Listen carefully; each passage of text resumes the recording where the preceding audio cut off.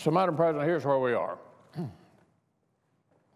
Yesterday, the House passed a continuing resolution on a very large bipartisan basis with more than 3/4 voting in its favor.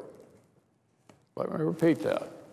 3/4, a majority of both parties voted for the legislation needed to keep the government open. Now, while some Senate Democrats may want to delay into a government shutdown, House Democrats overwhelmingly rejected that approach. The funding in this CR is critical to our nation's defense. It supports overseas operations, the fight against ISIL, and our forces in Afghanistan. It provides resources to begin implementing the medical innovation bill we passed earlier this week and to start bringing relief to victims of severe flooding across our country. And, of course, it includes provisions that will guarantee that retired coal miners in Kentucky and other states won't lose their health benefits at the end of this month. Would I have preferred that provision to be more generous? Of course I would have. My request to the House was to fund it for a full year. But we'll be back at it in April, and I think it's highly unlikely that we'll take it away.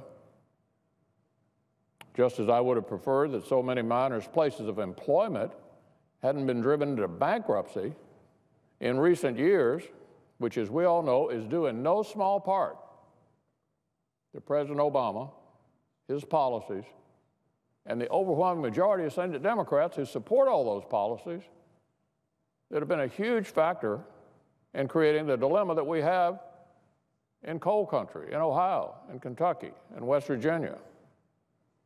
Most of the Senate Democrats support the war on coal. It's been my intention that the miner health benefits not expire at the end of April next year. As I just said, I'm going to work with my colleagues to prevent that. But this is a good time to take yes for an answer. We should pass the CR without delay. Because if we don't pass the CR, the health benefits will go away at the end of this month. The House is gone. They're through for this session. So failure to pass this legislation means delaying funding our troops overseas.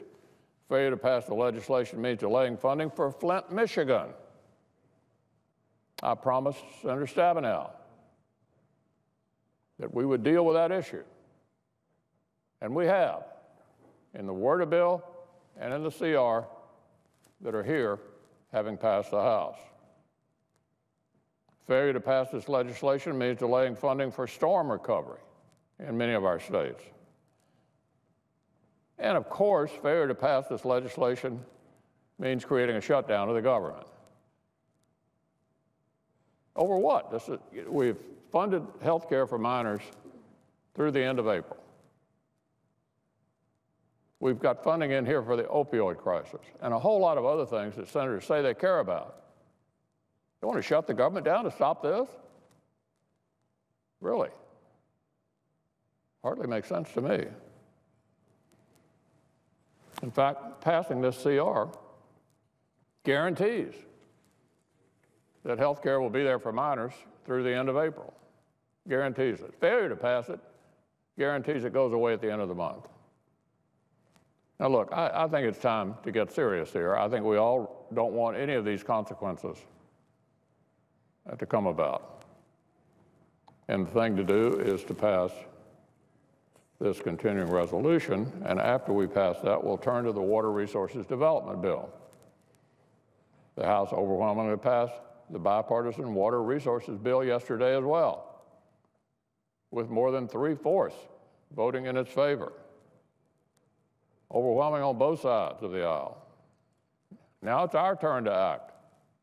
Remember, this bill supports waterways infrastructure, enhances commerce, and maintains American ecosystems.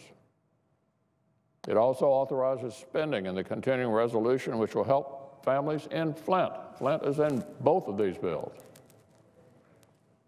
These are the folks who've been impacted by the drinking water crisis.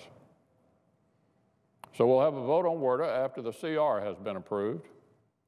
I would encourage my colleagues to work together now so that we can pass both of these as soon as possible. Delay, it strikes me, is not a solution to any of these problems that I've outlined.